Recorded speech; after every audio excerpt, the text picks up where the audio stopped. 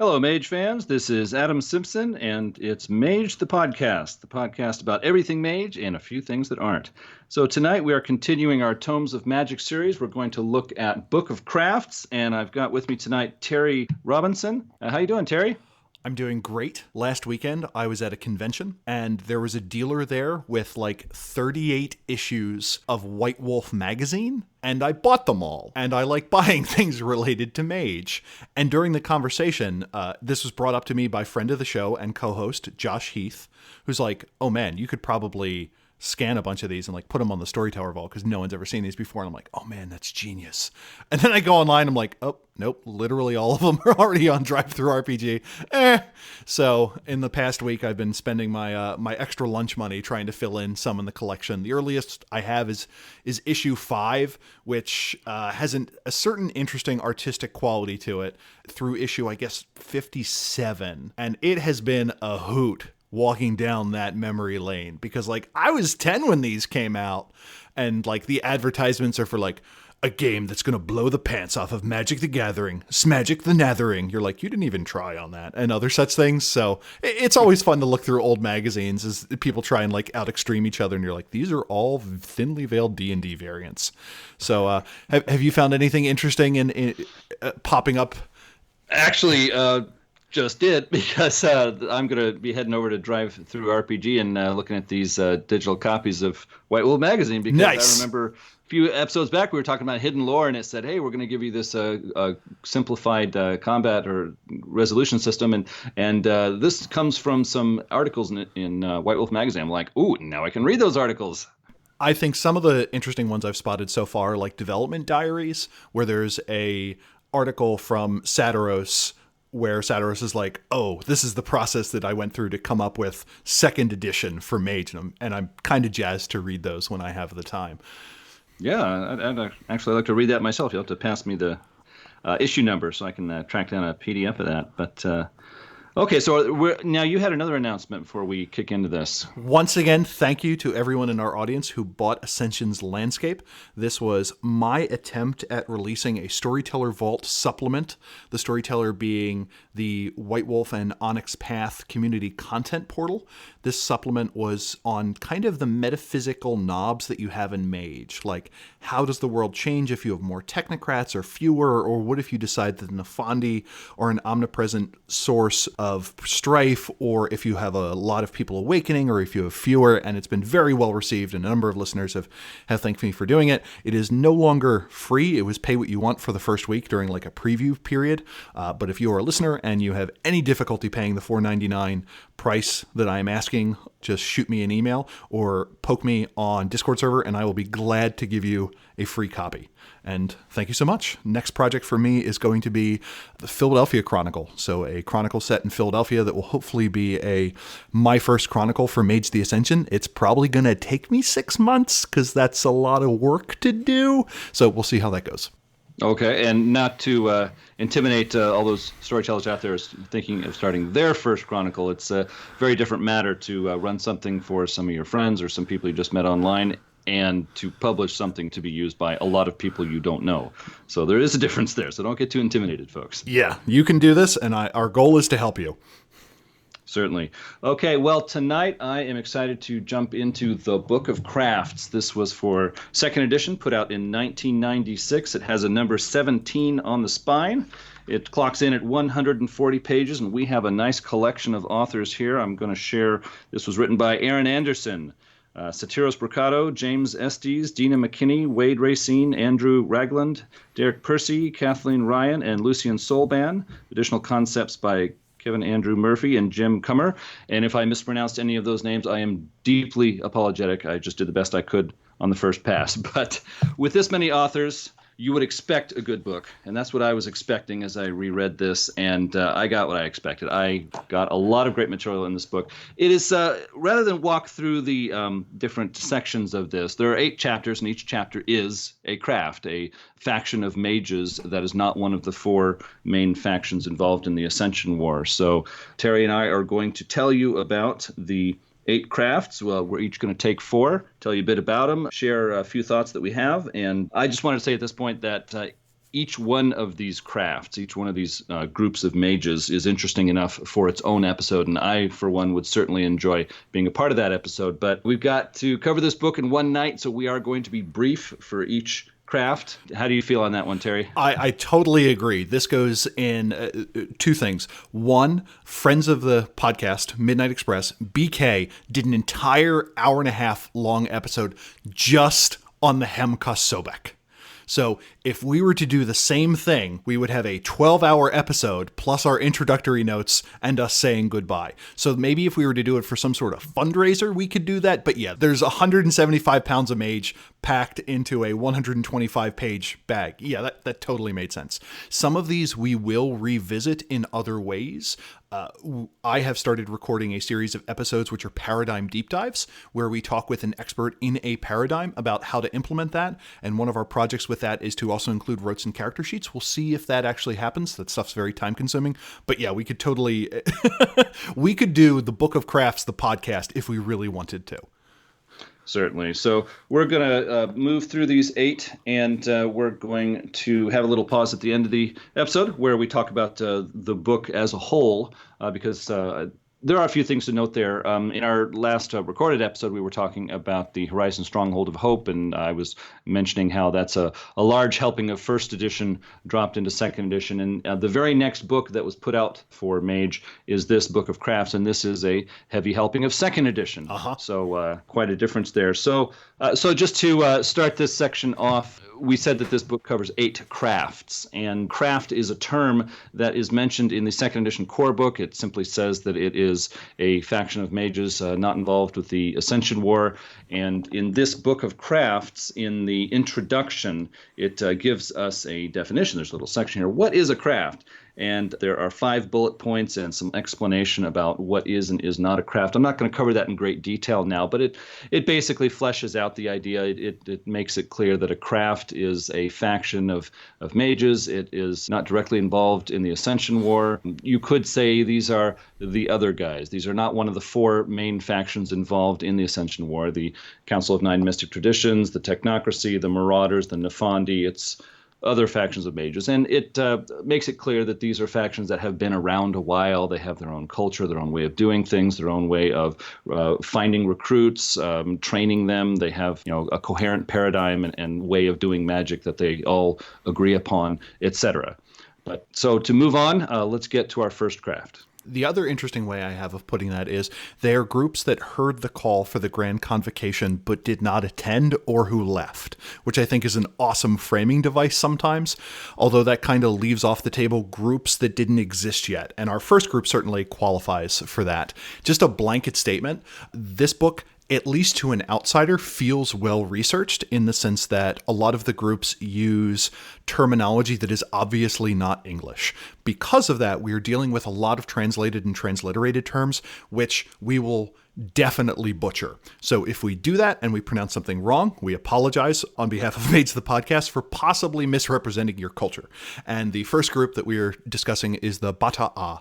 And when we go through, we're going to have a brief overview of what they are, maybe some of their history, what their magic is like, and how they exist in the world of Mage. And the Bata'a is an Afro-Caribbean tradition where their geography is kind of viewed as spanning from largely Louisiana, the Bayou, through the Spanish Caribbean, and then across to the west coast of Africa.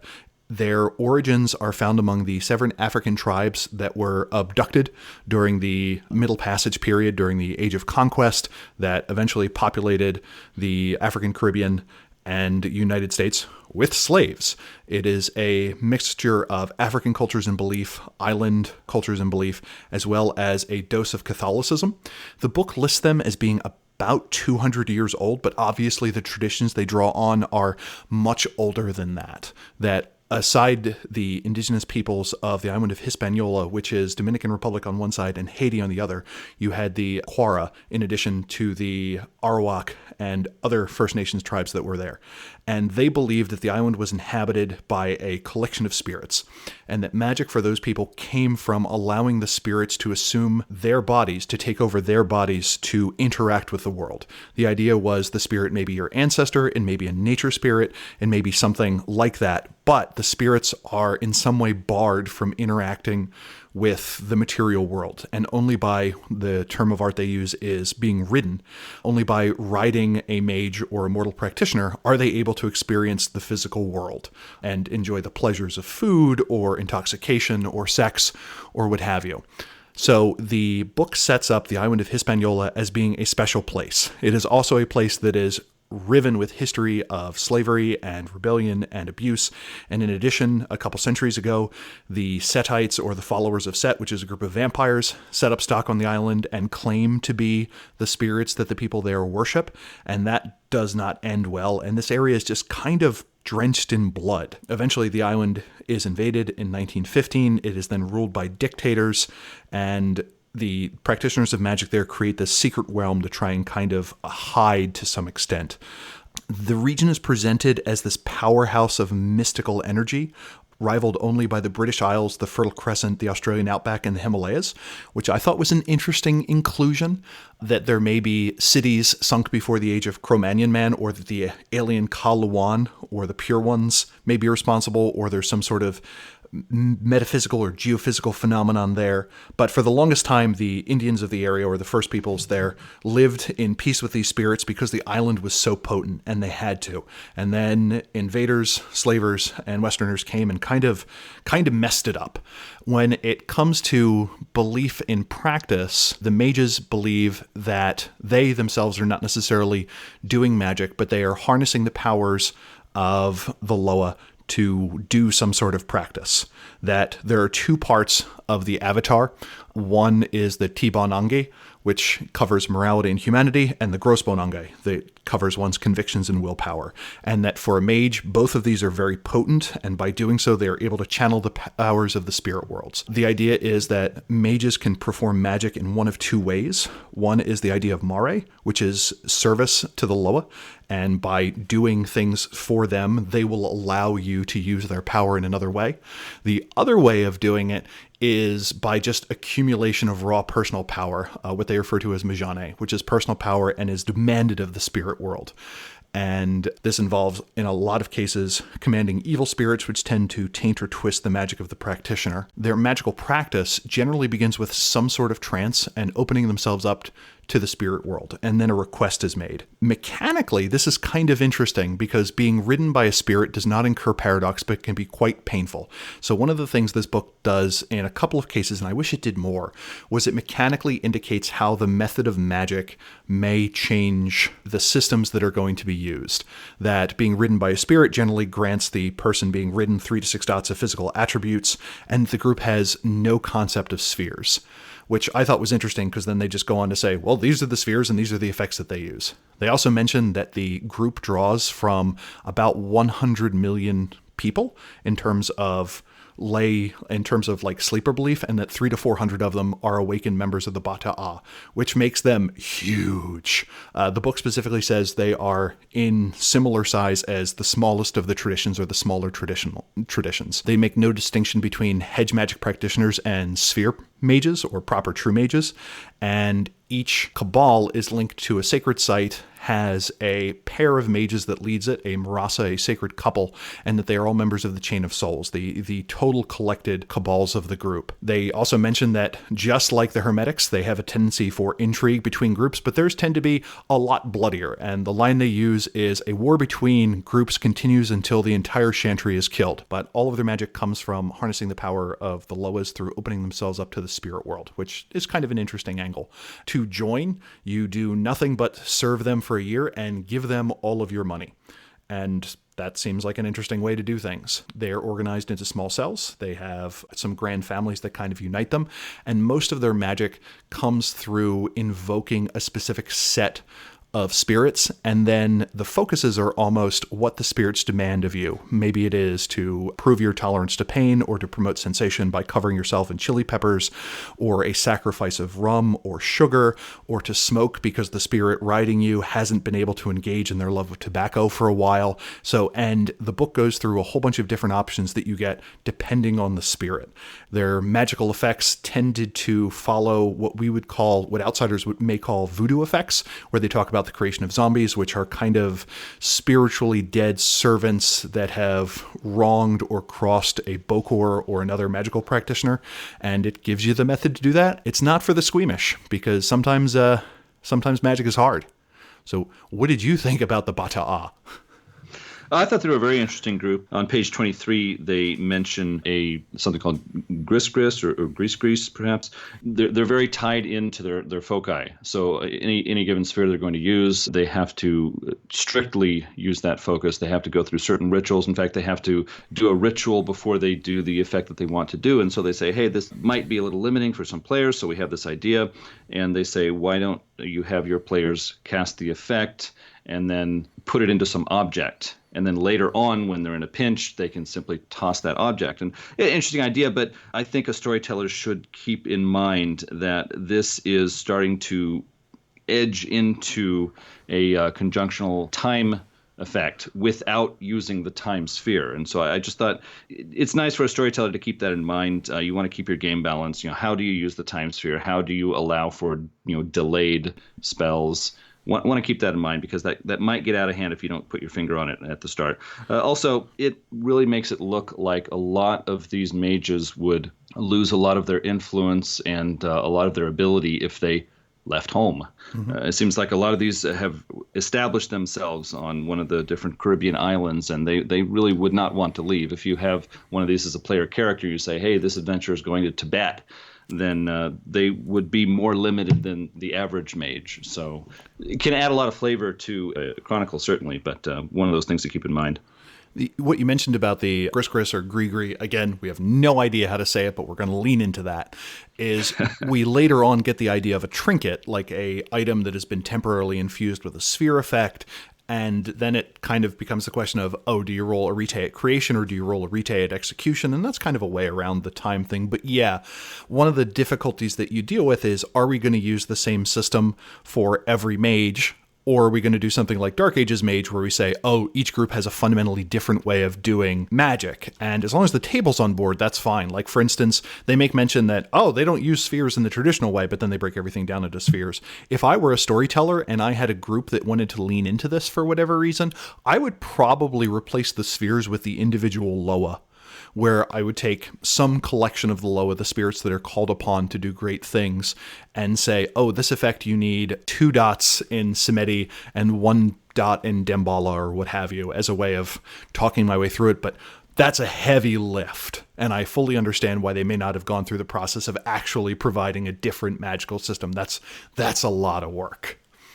Well, next up we have the Children of Knowledge. And this is a craft that has an interesting history. In previously published books, especially The Fragile Path, there is talk about how when the Council of Nine Mystic Traditions was coming together at the Grand Convocation, one of the traditions was the Solificati, which supposedly means the crowned ones, and they were alchemists of a more European background rather than the Chinese or other traditions of alchemy.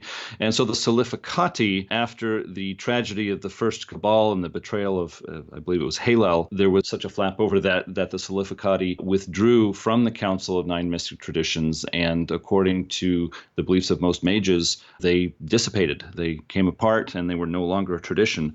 And so this craft, the Children of Knowledge, gives us an interesting take on that, and that is that the Solificati did not disband. They went underground.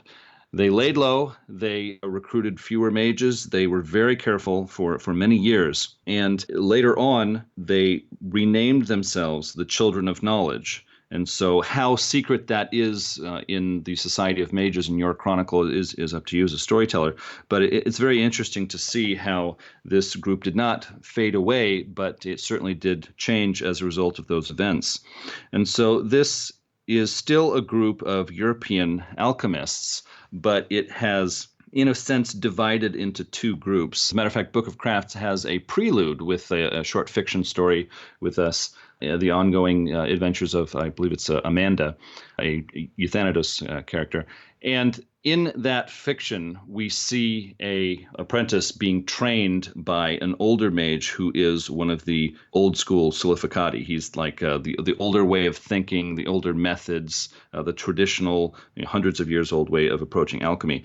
And the members of this craft who more readily take to the name Children of Knowledge are the new school, the generally younger mages, the ones who have a new approach. And that new approach is they do not want to seclude themselves in their private laboratories, perhaps with just one or two apprentices, and perfect their craft on their own. The Children of Knowledge, they want to get out, they want to have more of an effect on society, they want to meet more people, they want to experiment. They're very fascinated with this idea that different chemical substances can have effects on people. It can open the doors to perception. It can increase chances of awakening. And even if it doesn't, it can open people's minds to new perceptions, new ways of looking at things. And the Children of Knowledge are very excited about these possibilities. And so they want to encourage that. They are in bars mixing a little something extra into the drinks that they serve. Some of them are even involved with drug parties and illegal drug use. And instead of putting extra cocaine or LSD or something, they're adding their own alchemical ingredients into that and hoping that they open the doorways to perception for the people imbibing that. And there are other areas of society where that's happening. And so this is a craft that may come to a decision point soon. Are they going to break into two different groups, the old school Solificati, the new school Children of Knowledge, or are they going to resolve this difference and move forward together? So this is a group of roughly 150 mages. They have not lost their desire to seek ascension. They have a reliance on their foci, on their alchemical mixtures that is very strong. And so their approach to their foci is much like the Technocracy in that it is expected that they will continue to require all of their foci, regardless how high the arete of the character becomes. So I thought this was a very interesting take on alchemists. I thought it was a really cool way to, in a sense, make alchemists hip, because I don't know about those of you listening, but for me, when I've read about alchemists, I again and again, I get these legends or stories or accounts of these, older people, usually men, who want to seclude themselves from the world, and they're very obsessed with arcane knowledge, and they want to keep things secret from everyone else. And here we see a group of young people who are very active on the cutting edge of culture and society, meeting a lot of people, trying things out, and very hopeful for the future. So I just thought this was a very cool way to take an old idea and put a new spin on it that makes sense and could be fun for a lot of players of Mage. Also, it was very interesting to note that because they do alchemy, they're going to have a little bit of overlap with the Order of Hermes. It has been said before that the Order of Hermes pursues many older traditions of magic, which some people think of European, but if you trace it farther, you see it's older than Europe itself. But one of those is alchemy. And so because there are alchemists in the Order of Hermes, the Children of Knowledge have maintained a relationship with the Order of Hermes. They still think of them well. There's still communication between them. They still visit each other. Also, a craft that we're going to discuss in this episode, the Wulong, who were introduced in this book, are Chinese alchemists. And the Children of Knowledge have an active relationship with them. Both groups think well of each other. They trade information, they trade favors, they visit each other. And so these links that the Children of Knowledge have with other mage factions can make them a real vital part of your chronicle. But Terry, what did you think about this? I think it is interesting to me because in the same way that we talked in the Celestial Chorus episode about St. George slaying the dragon being a figure of speech or an allegory, here the Children of Knowledge treat alchemy as an allegory. They are learning to change the physical world, which is a metaphor for the inner transformation that they are trying to affect in terms of wisdom. And it's also interesting in that they are the closest group to believing that there is like one weird trick to changing reality, that they just need to master this one effect or do this one piece of research, and they will be able to create this widespread awakening that will suddenly change the world. And I super like that as an idea, where a group says, we think all of your small incremental changes are stupid. We think there is a grand effect that we can do, and that will change everything. And that is their doctrine of unity, which is later revisited at the end of the Mage line. And I think that was an interesting a call forward. You also had the idea that some people supported Halo and some people didn't, and they have this internal division. What's going to happen? So it does give a lot of interesting options, and only kind of in reading it in that lens did I really realize the difference between just a alchemically inclined hermetic and a member of the Solificati. So I was glad I read that. Definitely. Well, what's our next craft? We are going slightly out of order. That way you don't have to listen to me or Adam talk for 15 minutes in a row. And the next one that we're going to talk about is the Kopoloi. This is a group that was brought forward as a member of the Disparate Alliance in M20, and it opens with a interesting pigeon section where a Pacific Islander is talking in a pidgin, which is a mixture generally of two languages. And it took a little bit for me to figure out how to read it, but once I did, and I had the lexicon section next to me, it flowed quite smoothly. It is something as a storyteller I would never on my life use. I have learned the hard lesson as a storyteller of, unless you're a professional, never use accents. This is a group that has a long lexicon section, but the unifying idea of the Kopoloi is they are a group of mages that were all the viziers of the Polynesian nations. So we have an idea of the Pacific Islands, but really that is three different groups. You have Micronesia, Melanesia, and then Polynesia. And Polynesia is the arc that goes from New Zealand up to the small islands scattered across the Pacific that are further east than Papua New Guinea and further south than the Melanesian islands, and in an arc towards Hawaii. It mentions that it only includes about 8 million total sleepers. Of that, it's 1.5 million of them is Hawaii, and another 6 million of it is New Zealand. Interestingly, we don't actually hear much about New Zealand in this, and the idea behind the group is that the Pacific Islands were areas of very fecund magic, that it was overflowing with quintessence, because you had this group, the Ali'i, who were in charge with maintaining this intricate system of bands, or geesh, as you may be familiar, Gaes, sometimes pronounced Gaius, that by observing these traditions, like the proper way of removing shellfish from a rock, or how shadows should fall when cast by stones, or how you should move through a forest, that you would move in harmony with nature and massive stores of quintessence would be unleashed. So this is a case where the island had more magic than it knew what to do with. And the Order of Reason knew that and wanted to collect it. And I will have my favorite quote, which I will save for the end of the episode, that came up in this book. But in 1779, the Order of Reason, led by Captain Cook, came to the Kealike Kua Bay with its sails set to match the white ribbons of the Makahiki Festival.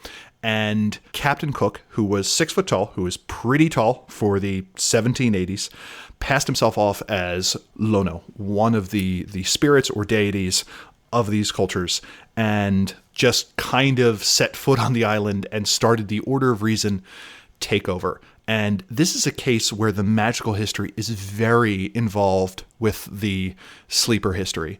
A new king is established on an island set, and King Liholiho breaks the Kapu system in 1819. Eventually, they declare independence under King Kamehameha III, enacting the first constitution in 1840. They were then conquered by the British, and the islands were divided. The Ali'i lose power. There is a midnight raid in 1886, which kills a large group of sorcerers, and in 1887, the Bayonet Constitution was forced on them by the Kanaka Maoli, which is white people. In 1898, the declared territory and Queen Liliuokalani is imprisoned, and the Kopoloi officially go underground. In 1959, the statehood petition does not include an option to become an independent nation for Hawaii. And later on, the area is further subdued by U.S. nuclear testing. And the area is still haunted by the ghosts of those who refused to leave during it. And we get an idea of how the magic for the Kopoloi work.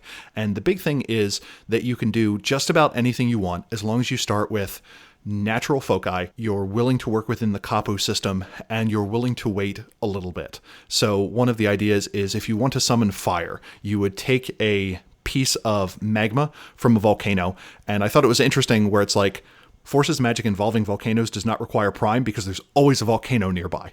And I kind of like that just as a drop-in note where it's like, you want to summon fire? This is the one place where you don't need prime to do it. You can just go ahead and just use forces. And I thought that was kind of cool. So you have the rock, you observe the kapu system, and that is how your effect is going to propagate out. Of the groups, I think that this one has the best initiation thing where you approach an elder and you have this week-long period where specialists will lead you through meditations, and in one of them, you're just rubbed down with scented oils and psychoactive plants. So this is probably one of the less lethal of the initiations that occurs within the game.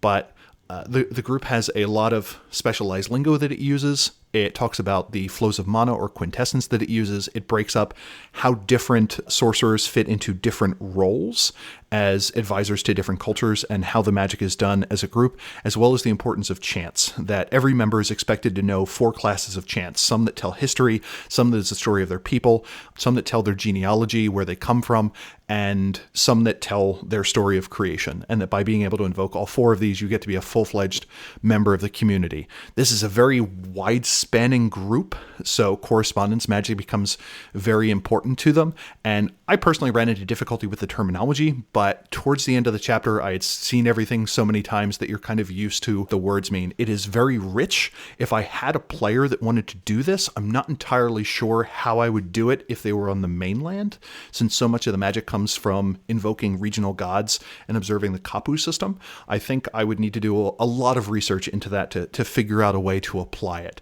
But it is very rich with ideas. It has some very interesting stories and a very interesting way of viewing magic, which I found useful as another paradigm to explore.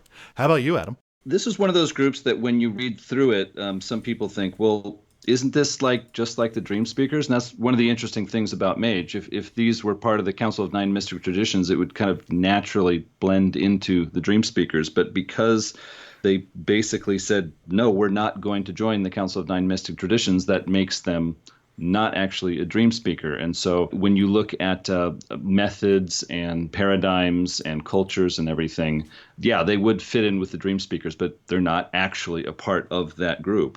And so as I was reading through this, I was starting to think, well, it seems like the dream speakers would have something to gain by basically infiltrating this group, sending dream speakers over there who are from other Polynesian islands or nearby sorts of cultures and say, hey, look, I'm a mage and I'm a part of this group and I want to show you that there's other possibilities, there's other ways of doing things. Look, you can leave your foci behind more easily. You can do these other sorts of magic, and by doing that, they could gently over time bring this group in, and that would strengthen their numbers, not only their influence within the Council of Nine Mystic Traditions, but just their ability overall to accomplish their goals, which in the case of the Dream Speakers are not such terrible goals. So yeah, I think there's a lot of possibilities to use them in Chronicles, and something similar to that.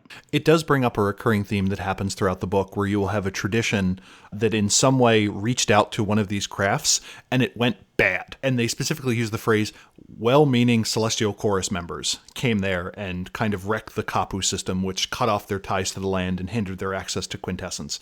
And the Bata'a talk about the traditions with which they have had contact, and it didn't necessarily go well. So it also kind of explains maybe why these groups are still in a lot of ways insular. And I like that they're like, yeah, it would make sense for these two groups to band together.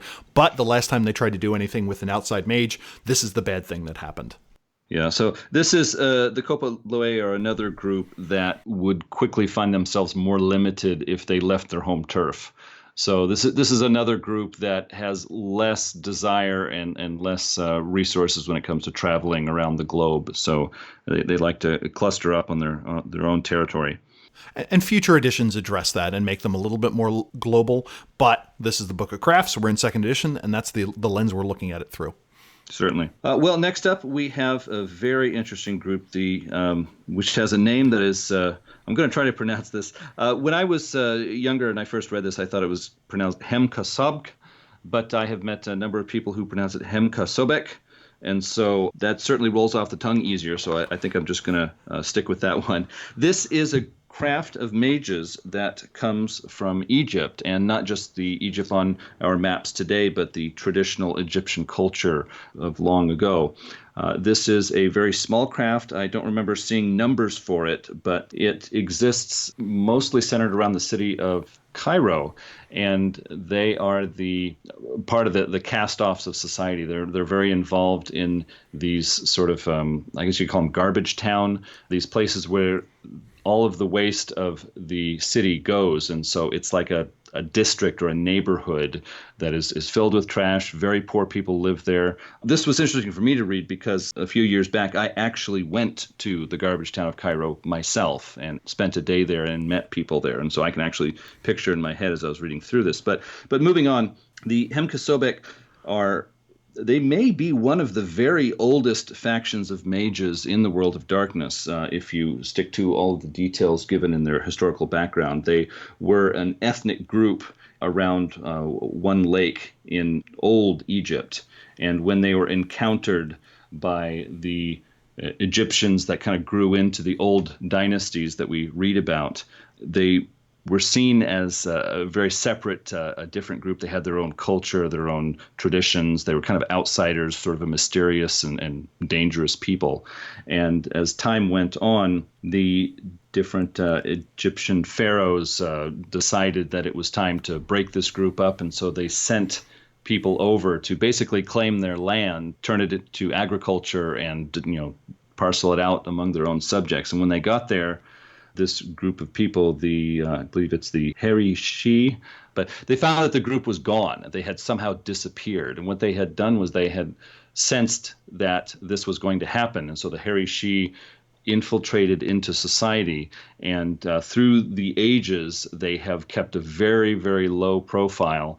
And in modern World of Darkness, they are surviving among the very poor, the cast-off, the trash collectors of Cairo and perhaps a few other cities of modern Egypt. This is a craft that does not differentiate between linear mages or hedge mages and the sphere mages or true mages. They have two tiers. There's the Keri Heb Ashah, which are sort of the lay members or the lay ministers. These are people who minister to the very poor people in these garbage areas of Egypt. They help them out, they hear their problems, and they encourage them to worship this traditional crocodile deity called Sobek. And the other group within is the Sunu. These are where you'll find more of the true mages. These are divine hunters. They are a very special select group of servants. They have very strict rules that they live under. They must shave their heads. They must live in poverty. They must pursue, several other strictures placed upon them. And they are called upon by this crocodile deity known as Sobek to hunt down different people and to assassinate them and then to take out certain parts of their body. And I believe they eat the liver, but the heart they return to Sobek. And in that way, they believe that they are returning the basically quintessence to Sobek. And so this group has a lot of very harsh conditions they live under. They have to file down their teeth so that they have sharp, needle-like, monstrous-looking teeth. They have a focus that they use for their magic. They put very ugly scars into their skin, and when you have no hair on your head, the scars are much more visible. And so these are mages that are constantly living apart from regular society. They even have trouble mixing in with the lay ministers and the other poor people of the trash areas in which they live. They are not allowed to ever learn this, what is the equivalent of the spheres of entropy, forces, matter, or prime. So they can only learn and use 5 of the 9 spheres of magic in the game rules. So they are quite limited. Most people agree that this group works better as NPCs than as player characters, although the option is open to players if they choose. But in my experience, I've never had players who were willing to use a character that had restrictions like that on what they could and could not do. They Sunu, the ones who are more true mages and live under very strict conditions, they are basically slaves to this crocodile spirit of Sobek. They are constantly called out to hunt down targets and to kill them, and then to fade into the shadows again. And so they really cannot have regular lives. And it says in the book that the Sunu are chosen from people who have committed very, very heinous crimes in the past, whether or not they were formally tried in courts of law or not doesn't matter. These are people who have been murderers, who have done other very, very serious crimes, serial rapists. I mean, stuff that's just truly awful. And so they believe that they are, cleansing their sins and getting a new lease on life by serving this crocodile spirit of Sobek. But it is a very, very strict life and not a happy one, it says in the book. So this is yet another group of people that fits into what I call the Egyptian connection. In the World of Darkness, going throughout the different games, we've had a lot of very interesting groups that are connected with ancient Egyptian culture. We have the Silent Striders, which are werewolves from Werewolf the Apocalypse. We have some of the tribes of Bubasti, which are basically werecats from the werewolf game. We have the Followers of Set from Vampire the Masquerade. We have, of course, mummies. And by the way, we just put out an episode on Mummy the Resurrection. Definitely worth a listen if you don't know much about mummies in the World of Darkness. But there are other factions that have a connection with ancient Egypt. And so this is another interesting one to put into your chronicles if you want to pursue that. Also, they have one rote called the Endless Pool, which I think is just really, really awesome. I first saw it in an anime from 1988, Demon City Shinjuku, but it was so cool to see it again. Basically, you take a regular puddle on the ground and you enchant it so that it has an infinite depth, and then you can wait till someone steps over it and then spring the trap. The bottom falls out, they fall down into the pool, and then the Sunu, the Hemka-Sobek mage, is either hiding there waiting for them or jumps into the puddle after them and finishes them off. I just was picturing how I could play out a scene for that for some players, and I thought, yeah, this is a cool idea. And it's pretty impressive because this is a group where you're like, what could force someone or have someone take on this extreme lifestyle? And there are two things. One, a crocodile god visited you in a dream, allowed you to awaken, and said you need to work off your crimes. I don't know about you. Given the choice between being swallowed by a crocodile god and filing down my teeth and hunting down the impure, I'm going to take option 2.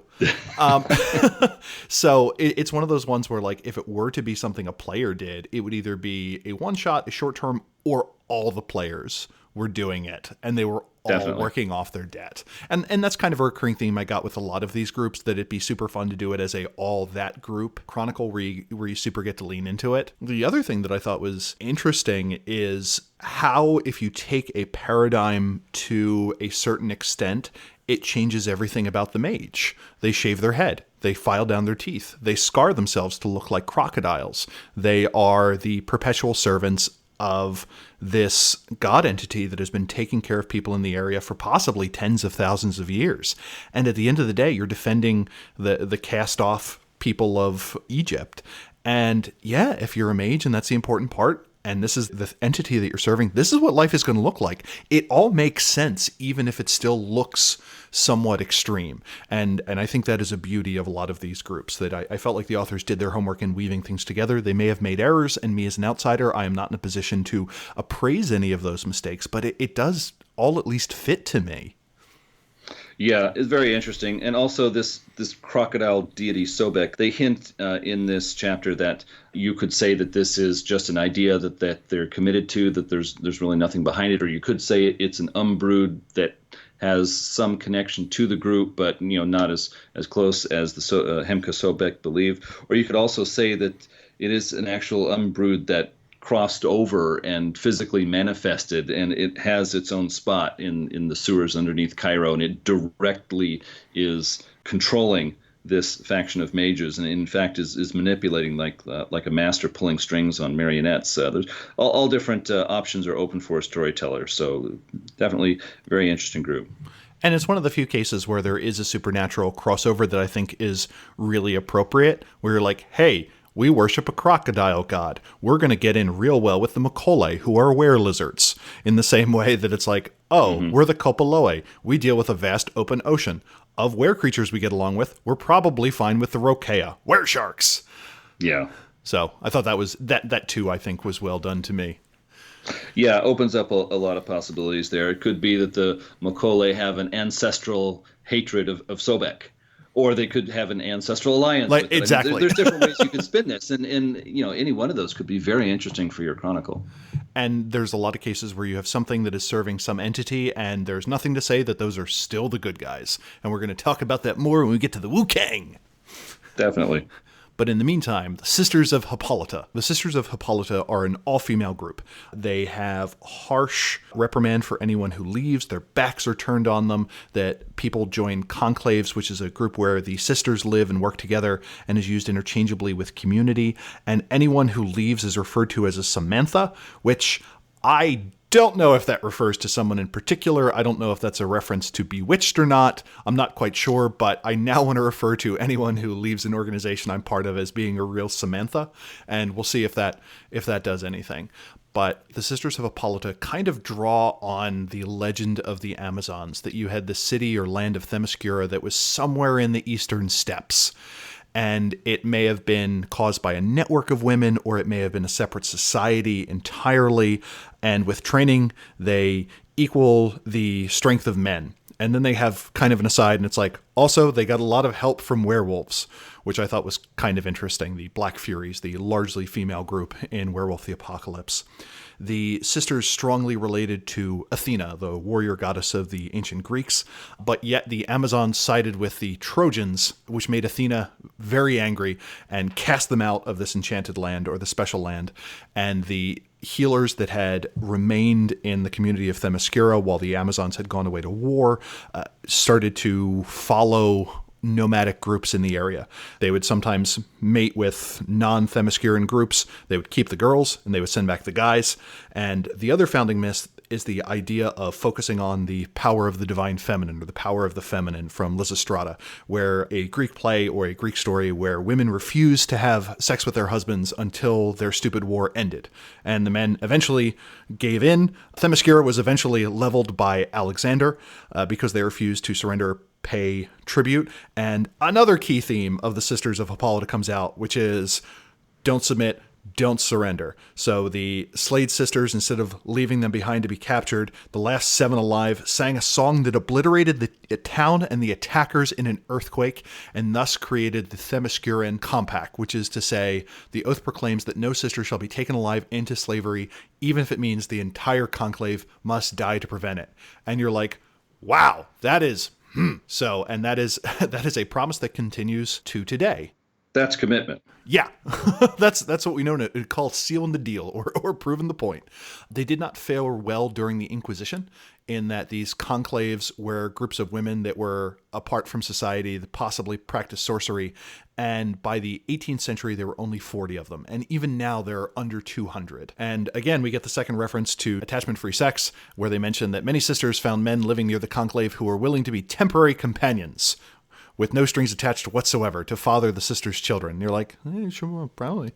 That the group focuses on interaction, values, and creativity, and that the group is each conclave is very group-centered. That what you do is determined entirely by the epitropy, the elected septarchy, the 7 people that rule a conclave for 7 years. That they look at your strengths and your weaknesses and say, this is what you're going to be doing. We don't really care what your individual preference is, but this is what you have to do for the group. And this kind of caused a schism, where some people were like, hey, we need to have more autonomy. We need to interact with the outside world. And other groups that said no. You have the group that went outside, which is located out of Colorado and British Columbia. And you have the group that said we need to stick to our guns and stay within our people. And that group is centered in France. Strong emphasis on team building. Again, still hold that suicidal defense of freedom. And they have a pretty bang and rote to endorse it. Magic-wise, the group wasn't very interesting to me because it was just kind of things that you'd stereotypically associate with Greece. that they favor the life sphere, that they do a lot of music based on dance and poetry and songs, but they didn't really give an example of those, like how that would be woven in. And I thought the group was a little bit weak there. It does bring, again, that a lot of these groups have some sort of question of, are we going to embrace modernity or are we going to stick onto ourselves? And that is directly built into this group. But they do, again, they have that no surrender, Forces 5, Prime 2, Entropy 4, where you just kind of blow up everything around you and take out everyone with you, and in a way to prevent anyone from being taken prisoner. So again, they're willing to seal the deal, and you got to tip your hat to that if nothing else. And as I was reading through, it's one of those things where people are like, oh, the Sisters of Hippolyta are kind of a stereotype. I'm like, I don't know if I'd go quite that far. Like a lot of the practices, I mean, I have a lot of friends that went to Bryn Mawr, which is up until recently, was kind of one of the stereotypical women's colleges, one of the Seven Sisters, and a lot of the emphasis on community and womanhood and sticking together and the importance of supporting each other. The rituals in here are very familiar to the campus life that I remember my friends going through. So it may not be a stereotype, but it is certainly something that a clumsy storyteller can turn into a stereotype. So my only note of warning is it is very easy to lean into feminazi or militant feminine stereotypes when using the group. So please be mindful when doing that. Do your research on what the current state of feminism is and maybe the history of women in Greece before you decide to dump them into a chronicle. But again, the whole idea that the participants need to come back to the community regularly, can't form permanent ties outside of the group, make it hard for me to use this as a storyteller unless I had a character that had left the sisterhood or was there temporarily on a mission. Yeah, this is a group that can be very interesting as the focus of a chronicle, but it's harder to just take a player character who is a sister of Hippolyta and just mix it in with any given group. It's a group that is best used with its own themes. It seemed to me like when I was reading through this that those sisters of Hippolyta who are true mages and are learning sphere magic would be very likely that they would reach a point where they would say, hey, I want to learn more and I can't learn it here. And so I can see how there would be sisters who would say, look, there's more to magic and I want to learn it and I want to go somewhere where they'll teach me. And then the other sisters are going to say, no, you could never do that. And there could be some stress from that. But perhaps that's what chronicles are made of. Yeah, there's a lot of 5-dot effects. And again, if there's only 40 of them and very few of them are awakened, the odds of you having the right masters at the right time to pass on that information seems kind of low. And that's one of the problems that the group seems to deal with. Well, moving along, we've got the Templars. The Sisters of Hippolyta are an exclusively female group, and the Templars are the opposite. They're an exclusively male group. This is a very small and low-key group that has a very interesting history. They come from the actual real-world Templars of European history, the order of knights that was dedicated to defending the Holy Land for Christendom and for protecting the people who wanted to travel there and back to Europe again on pilgrimages. And so it says that they had a history with the Order of Reason, which of course later became the Technocracy in the Victorian era in the late 1800s. But as a part of the Order of Reason, they were connected more with they are descended from the actual Templars. And when the purge happened in Europe, where the King of France and then other kings also put extreme pressure on the Templars and basically broke them up in real world history in the world of darkness, they went underground and they became attached to the Cabal of Pure Thought, which of course later became the New World Order in current Mage days. And so initially they had an agreement with the Cabal of Pure Thought where they were on an equal footing and they worked together. Of course, the Templars were knights, and so they were trained for warfare. Their magic focused on forces, and they were good at using it in combat. They were also good at standard weapons and tactics of that age. And so as time went on, they had more and more problems, and eventually it reached the point where they were more the servants of the Cabal of Pure Thought. They were basically enforcers and soldiers under the control of the Cabal of Pure Thought. And the Templars always stuck to their Christian religion, and they were very serious about that. And so when the Order of Reason was making the transition to the Technocracy, the Cabal of Pure Thought was basically transferring over to becoming the New World Order. And they said, we, as a group, the Technocracy, have decided that religion is not a good thing for society. We are turning our back on all religious traditions and beliefs, all superstitions. And so they said to the Templars, these are your new marching orders. And the Templars said, no, we have given in a lot, but we are putting down our feet on this one. We are going to hold on to our Christian religion, and if that makes us outlaws, then so be it. And so at that point, the Cabal of Pure Thought came back with troops and attacked the stronghold of the Templars and killed many of them, but some escaped and survived. And so at that point, they were an underground secret group before, but now they went deeper underground, became underground. Secret. Yeah. And I think this plays well to a lot of the legends and stories that survive today about the Templars being this, super secret, super manipulative group of puppet masters in the shadows controlling other shadow groups. And I remember talking with one online fan back when this book came out, and he was so disappointed. He was expecting this kind of, super manipulative group, and instead he got actual knights who were soldiers and were still soldiers to this day. And so it's not to everyone's taste, but I really liked this group. I liked taking that real-world Templars group and saying, asking the question, what would that look like today? Well, it would look like Christian soldiers who, instead of always carrying around swords and full plate mail, they were wearing flak vests and using rifles. And of course, a lot of them still hold on to their swords. It mentions how the standard European straight-bladed broadsword is cruciform in shape. It has the same general shape as the Christian cross. And so they use that in their ceremonies. They even have rotes where they can hide the blade so that it's effectively in another dimension, so that only the hilt can be hidden under a jacket and they can smuggle it in somewhere. A lot of interesting stories there. It's a group of roughly 1,500 members who, again, are all male.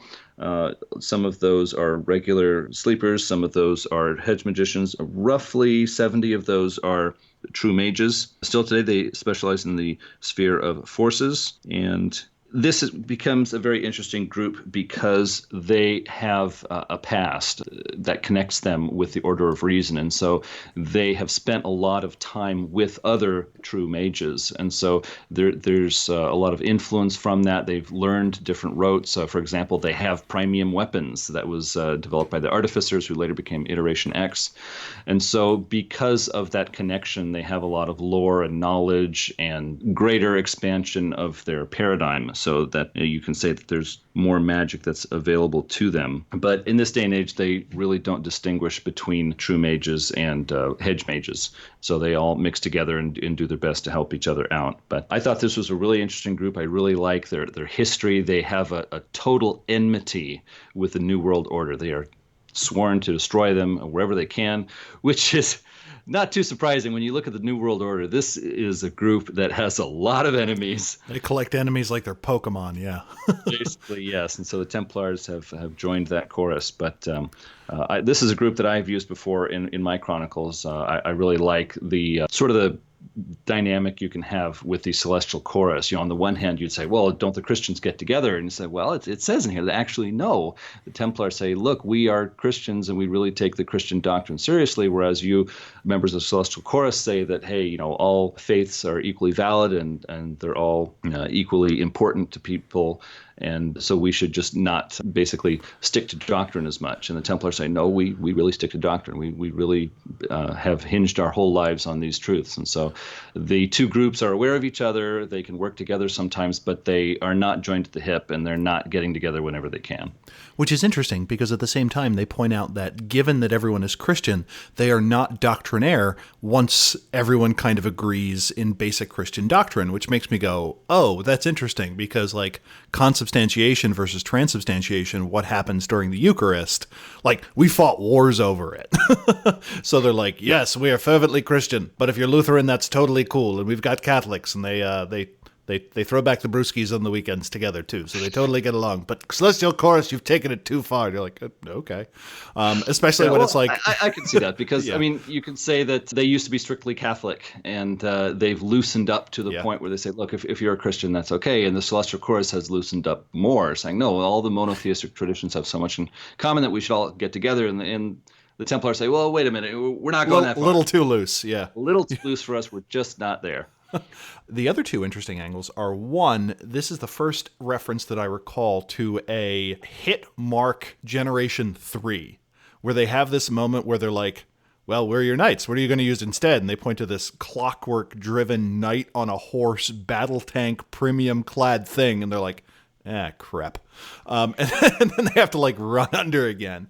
The other thing that I thought was interesting is they talked about how the Templars were an important step along the route to international banking, where someone would go off to the Crusades and they would not want to have to carry their valuables with them, so they would leave it with a Templar temple or Templar location, and they would get a note that says, yeah, you left this much gold and this much silver or what have you with us, and they could take that note to a different Templar location and say, hey, can I have my stuff back? They'd tear up the note and they'd give it from their store. And I thought it would be interesting to have an angle on them wielding wealth as a weapon or on the syndicate as an enemy or something like that. I was hoping we'd get a little more on there. But I mean, there's enough there that if a storyteller wants, they could totally take that and run with it. Yeah, I thought that was a good explanation for how they can afford their nice equipment and their nice locations in the modern day. Even though they're a small group, they have held on to that financial knowledge and some of their assets from hundreds of years ago. And so they had money to work with and they had some experience, and that's how they fund all their weapons. I do like that we finally get statistics for the endless clip where you can just keep shooting.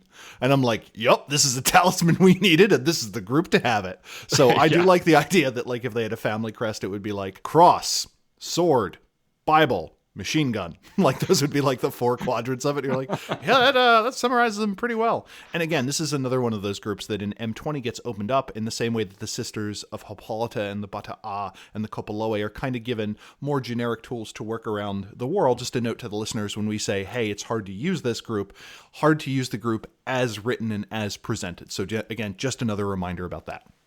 Yeah, certainly. So I think at this point we're ready to move on to the Wu-Tang. I'm sorry, not the Wu-Tang clan. What am I saying? The Wu-Kang.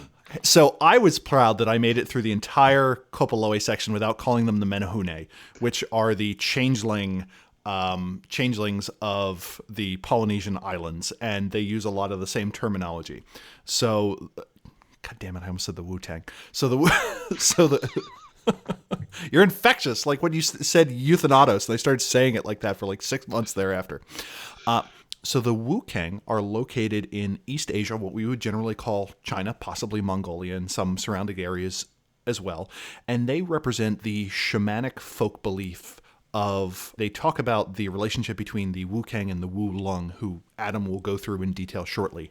And that around 1000 BCE, they were outlawed as a practice. As the more legalistic and more bureaucratic forms of magic became ascendant, the shamanic practitioners whose goal was to work with traditional beliefs and to placate local spirits and to deal with local issues in that form shifted to more scholastic works, and they were outlawed. And what they did was this group of mages approached the spirit of Feng Tu, the land of the dead, and they trucked with these entities and said, hey, our power is waning, we are being outlawed, what can we do? And they said, the entities that is, you need to work subtly, but if you promise to serve us for 3,000 years, at the end of that 3,000 years, you're going to be the bee's knees. And that agreement was made somewhere in the neighborhood of 1000 BCE, 1001 BCE or so, around there, plus or minus. They suggest that the end of the 3,000 years of service ends in 2000, which is just a couple years away as of the time of this. And that in exchange for the power that would come, the people who swore servitude would be awakened. So any entity that is capable of just like doing finger guns at you and making you awaken, you know you're dealing with something potent. And again, these magicians, these mages, weren't quite sure what they were dealing with. And boy, howdy did they get a handful. So to balance out the yang, supposedly, of this, their forceful masculine magic, they would have to become subtle and embrace the yin. So they had to dress as women and work very subtly. So for the first millennium of service, their goal was secrecy. They could not expose themselves in any way to anyone. And about 800 years into that, Qingxi Huangdi found that these mages, or learned that these mages, had some sort of secret of immortality and gathered them into his court and boiled one alive a day until they agreed to serve it. But hey, your soul is promised for eternity to this demonic entity. Being boiled alive isn't that much in the grand scheme of things compared to eternal torture. So they didn't say anything, but they called upon these entities for service. They helped spring them out, and they said, in exchange for this, you must now painfully bind your feet to remember how you were bound by this mortal power and how you will never let this happen again. So in the second millennium of their service, so 1 CE to 1000 CE, the idea was silence. They could start infiltrating their way into mortal happenings, but they couldn't really do anything. And then the third millennium of service was motion, where they were getting ready for their grand return, which was never quite defined. They're not allowed to use time or spirit magic, which makes sense if you're the demonic entity that they are promised to, where it's like, yeah, you can't look back in time to find out what our original agreement is, and also you can't use spirit just cause. Seven's a nice number. So they kind of forbade that. They recruit members one a year, where they go through a recruitment process where they are led to a specific temple to be bound to one of these, one of the 50 spirits that they have pledged their souls to. They get a small piece of bracelet, which is actually a manifest portion of their avatar, which is then woven into a bracelet, the Juk Ak, that represents their service to one of these entities. Around 1,000 in terms of the year rolled around, and they looked at the Akashic, and the Akashics are like, these are just a bunch of crippled witches. We don't need to worry about them. And the Wu Kang are like, oh, thank goodness. Or what they refer to as the Shaolin instead of the Akashics. And then in the 1700s, the West came, and the Wu Kang are like, you know what? The Wu Lung have been real asshats for the past several millennia. We're going to give these Westerners advice. So over the next few hundred years, the Wu Kang were vital, at least listed in this history, in giving Westerners and foreigners information to crush the Wu Lung. They helped foment the Boxer Rebellion. During World War II, they would mark Wu Lung sacred sites as ammo dumps on Allied maps and be like, yeah, you should totally bomb here. Oh yeah, that's definitely an ammo dump and not a library containing my enemies. And that continued on until in 1959 or 1958, there was this big battle. The Wu Kang were ascendant. They had heavily weakened the Wu Lung, and they just got their asses handed to them by the Technocracy, who's like, this is a lot of magic. We don't like mages. Let's just blow up the whole area. And they did, because that's one of the things the Technocracy is super good at. They retreated to Hong Kong. They hid in the shadows.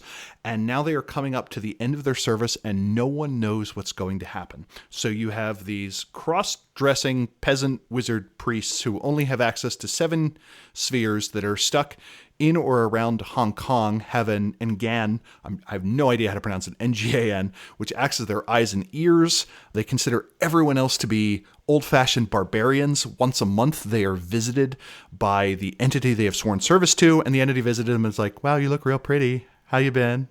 Read any good books lately? Except for the leader of their little group of 5 who gets a mission who's like, yeah, you need to break this guy's legs. So like 4 out of 5 people in one of these little cabals is like, are getting nice, happy summertime dreams, and the other one is like, you need to slit this guy's throat. But usually it's just make someone's life miserable, and sometimes the missions that they are granted by their demonic overlords are just weird. Like, put this stick in this anthill. And you're like, wait, what? Last month I had to, like, burn down a guy's house, and this time I have to shove a stick in some dirt? Okay, this sounds like it's going to be an easy month. So the big theme that we get in this section is what else lurks in the shadows. They have been stuck to Hong Kong for a long period of time. They think the rest of China is still ruled by the Wu Lung, which it really isn't. Their service to the spirits that they promised themselves to is about to come to an end. What's going to happen then? And one of the interesting things is, of the initial, I think it's 30 mages who promised their service to these demon lords who they didn't realize were demons, 6 are still alive. That means among the oldest mages in existence, 6 of these mages have been around for 3,000 years and have been serving entities that are powerful enough to shield them from the ravages of time, and also to just point at someone and make them awaken. In the grand scheme of things, based on what we have from other mage books, that kind of suggests that they're serving celestials, or at least incarnas in terms of power. Like, they're serving entities that are at least as powerful as, like, the moon, which is kind of up there. And there are a lot of options. I'm not entirely sure how I would use this group, but the setup of every month your little cell has to do something, or terrible torments will be visited upon you, I think is a compelling way to do it, and is a model I would probably grab if a player wanted to take on a totem or a spirit or a very potent spirit mentor as a thing. Like, I will serve you, but once a month you have to do something for me, and it could be anywhere from buy me a Twinkie to cut off this guy's head. And you're like, okay, I don't know what I'm signing up for, but I'm going to be super powerful.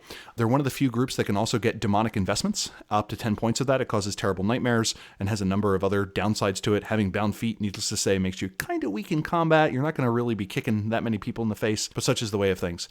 But it's a fascinating group, and supposedly in 4 years they will be free of their 3,000 years of service, and who knows what happens then? We find out in Revised. But yeah, who knows what happens then? Wait until we do the Revised book. Yeah. This is another group that many people think of as more of an NPC group rather than a viable option to their players. And of course, you can do with it what you like, but I was not so surprised when I looked at the Disparate Alliance in Mage 20 and Hemka Sobek weren't not there and Wu Kang were not there. And it's like, okay, it's understandable. Yeah. Well, the Hemka Sobek is also another group that, to jump forward, are completely killed off at the end of Revised, that all of the priests are just kind of found dead and exsanguinated and covered in bite marks. So we kind of get an answer to that. And likewise, in Dragons of the East, all the remaining founding members of the Wu Kang are gone. So you're like, well, that certainly cleaned up those loose ends. Yeah, in terms of metaplot, yeah. But in terms of just how you want to use it. What players want. I mean, when the author sat down and looked at which groups are the players really going to want to play and which ones are not so much the favorites, it's like, yeah, I can understand why Hemka Sobek and Wu Kang. It's like, let's think of a way to kind of push these out of the meta plot because these are not so terribly popular. And killing them all is an option. I guess so. Certainly. Yeah. When you're writing meta plot, that is an option. Kill them all is always one of the things you have in your toolbox. Well, the last two chapters of this book handled the Wu Kang and the Wulong, and it's interesting how in each of these chapters much mention is made of the other. I almost felt like these two chapters could be put into kind of one big chapter. But the Wulong, of course, which you've heard about a couple of times moving up to this, they're friends with the Children of Knowledge. They are considered enemies of the Wu Kang and of the Technocracy. The Wulong are the lung in Wulong is Chinese word for dragons, if you pronounce it with the proper tone. And they are the dragon mages. Dragons are often associated in Chinese culture with great power, with very, very positive, felicitous things. Also, they have been linked to leadership and to royalty. And so it is not at all surprising to find that the faction of mages that has traditionally associated themselves with royalty and very formal highbrow rituals and ceremonies are called the Wulong. They are called the Dragon Mages is kind of their nickname. They wear that well. This chapter presents them as being a Chinese group, very connected to Chinese culture. They have about 100 mages, and this chapter makes it clear that they do actually differentiate between hedge wizards and true mages.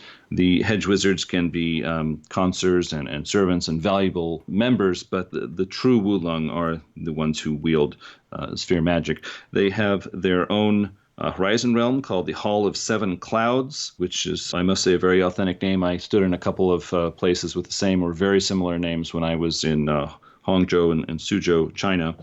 They specialize in the spirit sphere, and of course, it's interesting to look at a group that specializes in the spirit sphere, like the Dream Speakers, but of course, they're very different. The Wulong focus a lot of their power on getting in touch with spirits of deceased, basically with wraiths, and so they have a very strong connection with the Dark Kingdom of Jade and with Chinese wraiths. They also have a lot of knowledge of the Umbra and the Umbra, and they have a lot of connection there. And so the Spirit Sphere is the first one that they teach their new initiates. And they believe in Ascension. They move towards that goal, so they are different from a lot of the other crafts presented in this book. One thing that was a little difficult for me was they have a number of rotes listed where they use the Spirit Sphere to affect wraiths. And I think a lot of storytellers today would want to mix some entropy in with rotes that deal with wraiths. When I was in China, especially up in northern China, what is today called Manchuria, I visited a couple of historical sites and heard about how members of different dynasties would often, the royal family would separate themselves from current events and even affairs of state so that they could pursue rituals that lasted sometimes, many days or even weeks. And they were very, very involved with this, and they were very reliant upon their advisors and sages who would conduct these rituals for them. And so at the time, I was a Mage fan in college, and so I was visiting these places, and I was thinking, yeah, this is grist for a faction of mages. And so I kind of put that idea on the shelf, and years later when I came back and read the Book of Crafts and I saw the Wulong, I thought, yes, definitely, this fills a niche that was just waiting to be filled in the world of Mage. I can definitely see this. They have their own kind of martial art, which is not as powerful as the martial art of Do, which is learned by the Akashic Brotherhood, but still it is more powerful than the brawl skill you'll find in the different core books for Mage, and it is unique to their group. They don't like to teach it to outsiders. It has some cool maneuvers. The Wulong train a lot of their members in combat, and they mix this with their knowledge of spirit so that they can be true supernatural warriors. They can fight not only other humans and other mages, but they're very effective against wraiths, Umbrud, just about anything that comes around the corner and threatens them, they're ready to fight. And so this makes them really well suited to an action-packed chronicle. A lot of really cool possibilities here for the Wulong. And of course, they have a past that is very connected to the Wukeng. The Wukeng come from the peasant shamanic tradition. The Wulong come from the upper echelons of royal society, and so it's natural that they would have a lot of enmity for each other, and that certainly comes out in the pages of this chapter. So my one criticism of this group would be this book makes it very clear that they are very, very connected to Chinese culture. They are very Chinese in their outlook. They will only allow in new members who are either full-blooded Chinese or partially Chinese and willing to learn Chinese culture and language and really get with their program. I would expand this out to be more generally East Asian, because this tradition of important sages who knew magic and royalty relied on them, that's found in the Korean Peninsula, in Japan, moving south from China into Southeast Asia and even Tibet. I think this group makes more sense to open up to a more generally East Asian vibe. But Terry, what did you think? That's one of those cases where you bring it up where that is kind of one of the differences between a tradition and a craft, like let alone the Ascension War, that as more and more time goes on, the crafts kind of stay very tied to the sleeper community that they work with. So it is one of those cases where the Wulong are the craft of China, or the Han Chinese, centered in Hong Kong, which I thought was kind of a weird choice, but I'm not familiar enough with the history of the area. It just seemed odd that the Wukeng and the Wulong would both be located in what at the time was a British colony. Yeah, interesting point we forgot to bring up, that both groups were pushed off the mainland. Both groups are hiding in Hong Kong, and each group thinks that the other group controls the in charge. Yeah, when it's the Technocracy and a lot of other dark forces, and that's something that is handled later in Revised. But it's one of those things where, yeah, it would make sense that this tradition of a court magician would exist in a lot of other places, serving as an advisor or what have you. And now you need to create one for Korea, and now you need to create one for Vietnam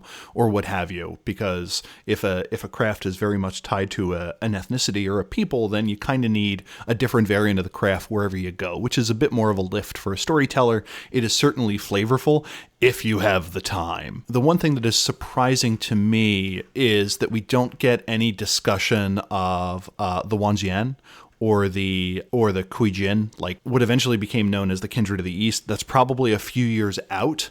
But both groups kind of only mention their work with wraiths or the dead, when I thought there would be a little bit more tie to maybe some other supernatural entities. Like there's some vague hand waving when they talk about the Wukeng, like, and other dark things in the shadow. And you're like, okay, can you spell it out for me, buddy?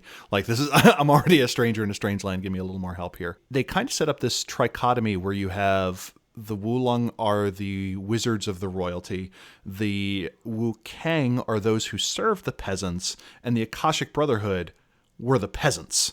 Like the Awakened from those three groups kind of come from there, which it's good that we now have this massive culture that has hundreds of millions of people, and now we have more than one mage group for them, which is nice. Or at least we have more than one canon mage group for them. I don't know enough about the culture to have anything strongly stated for it. And this was another group when I looked at the spheres as being viewed as the traditional classical Chinese elements. This is a case where I think it would have been neat if there were space to talk about 5 spheres instead of 9, but they're harder to gain and it's specialized knowledge or something like that. And that's a choice a storyteller is going to need to make. I do like seeing any alternate version of the metaphysical trinity where you talk about the dragon, the phoenix, and the tiger. That's kind of neat, and that's something very flavorful that you can include in a chronicle. But the details of its implementation, I would feel a little bit hesitant as a storyteller to use. I would want to do my homework a little bit more.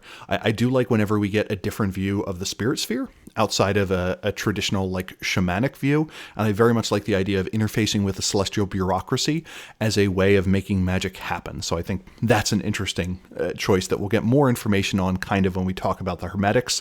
But this is nice that it's very culturally grounded. Yeah, definitely. Well, moving on, we've probably been running for some time here, so I wanted to take a chance to just talk about the book as a whole and its place in Mage. Now, 6 out of the 8 groups here are going to show up in Mage 20 in the Disparate Alliance. And so for a number of those groups, this is a great place to get more detail and more information on them. So this book is not just for second edition, but it can also bolster your Mage 20 Chronicles.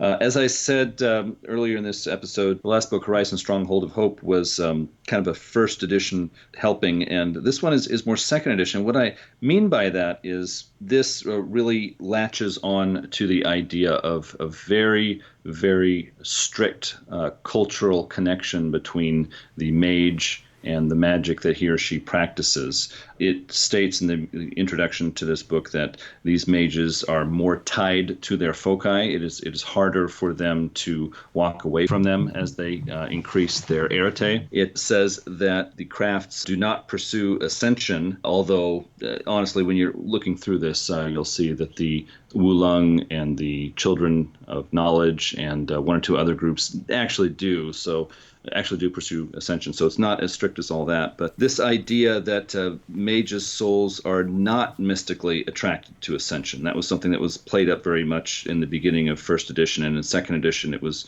less important. And of course, this book gives you the idea that ascension is just a cultural thing. It's not some mystical thing that mages feel drawn towards. It's just something that some mages teach their initiates and other mages do not teach their initiates. Yeah. Also, this idea that mages are not dynamic people who leave their paradigms and their foci behind. It was a big deal in the earlier part of first edition, and now in second edition, the details of specific real-world cultural magical practices are much more important in second edition. And so we have all of these crafts that they hold on to their paradigms. They become more and more entrenched with them as the years go by. They never let go of their foci. It's more of a second edition feel, and that's going to appeal to some people and not as much to others.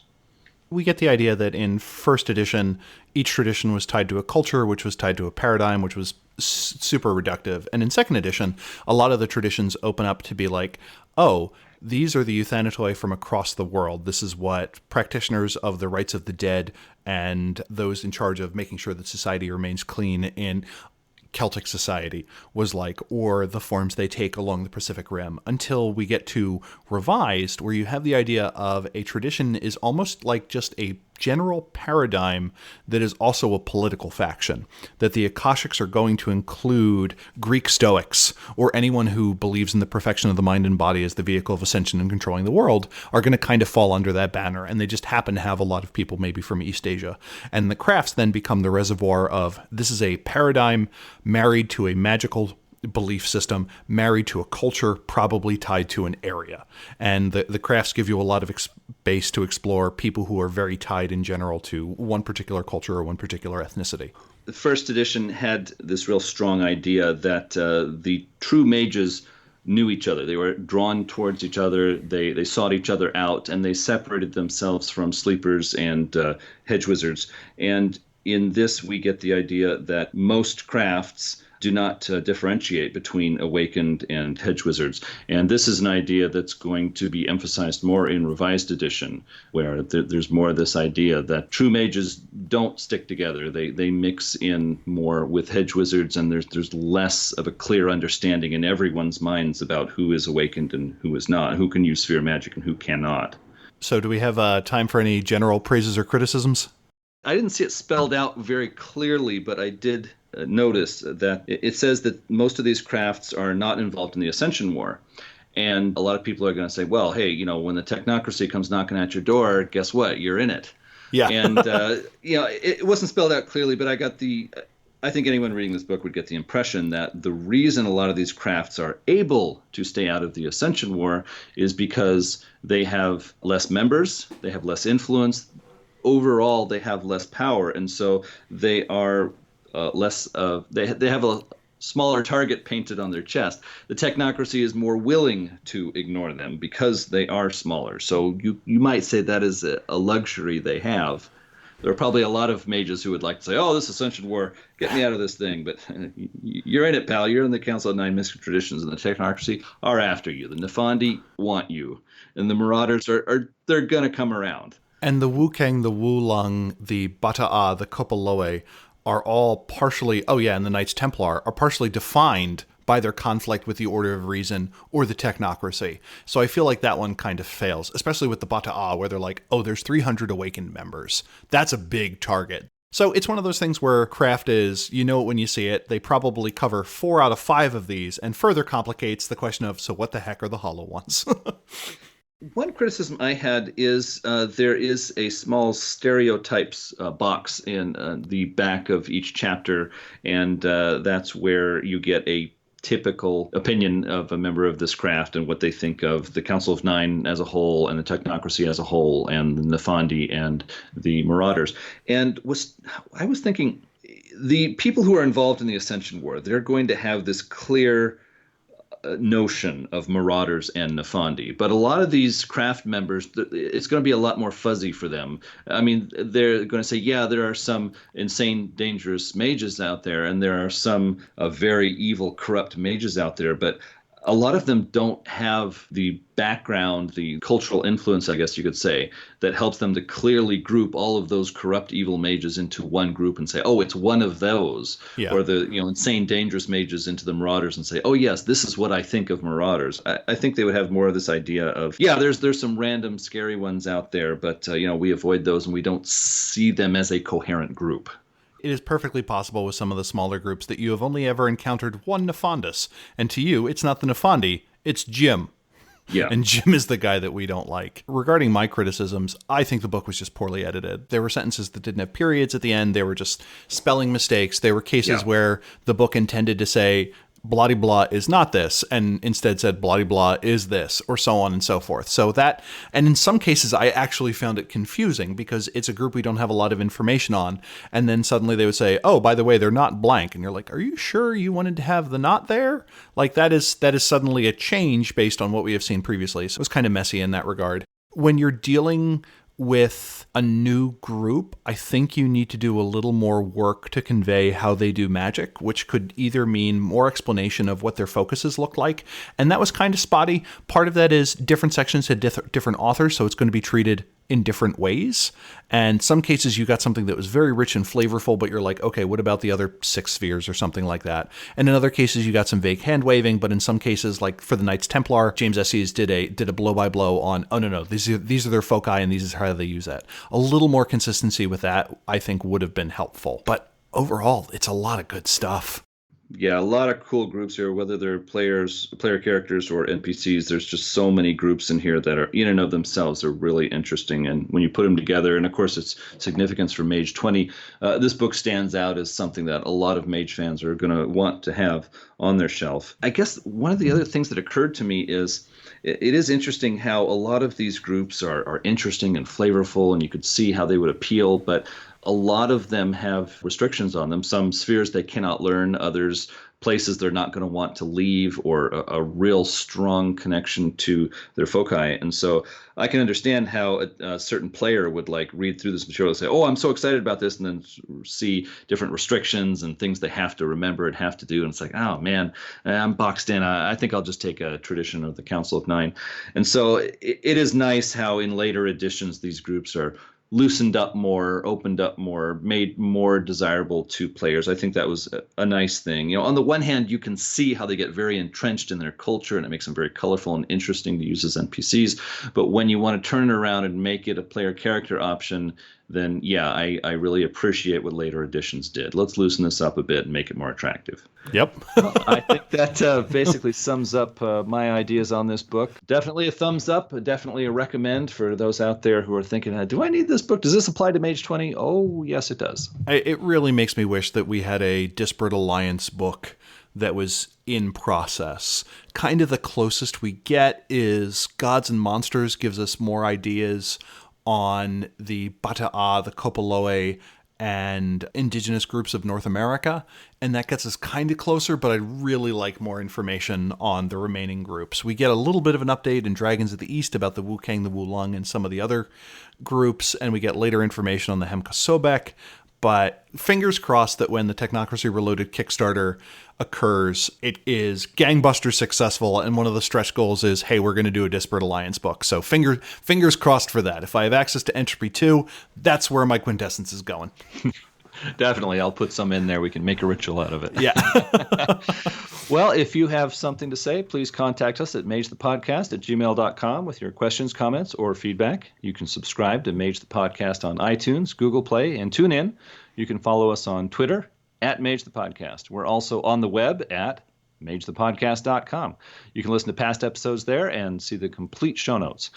This episode is thanks to executive producers Ira Grace, Michael Parker, and Richard Bat Brewster. If you would like to become an executive producer for Mage the Podcast, it would help us keep the lights on and keep producing episodes.